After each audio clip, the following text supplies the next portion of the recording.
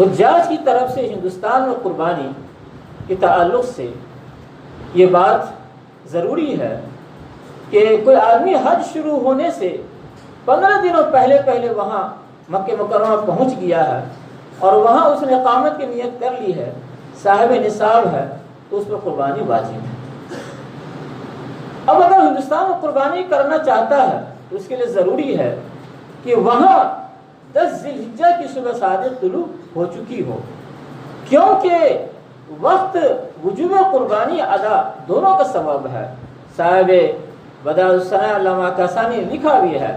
کما ہوا شرط الوجوب فهو شرط جواز اقامت الواجب،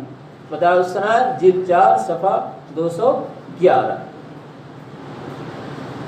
دوسری بات یہ ہے کہ جیسا کہ میں نے بتایا کہ قربانی واجب ہونے کے بعد اگر یہاں پر 12 تاریخ ہے، گرچہ وہاں 13 تاریخ ہے، تو بھی قربانی اس کی ہو جائے گی، اس لیے کہ اصول ضابطہ یہ ہے کہ وہ عبادت جو وقت کے ساتھ مقید ہو، وہ عبادت جو وقت کے ساتھ مقید ہو، اس کے اندر جائے عبادت کا اعتبار ہوتا ہے، یعنی جہاں عبادت ہو رہی ہے اس جگہ کا اعتبار ہوتا ہے۔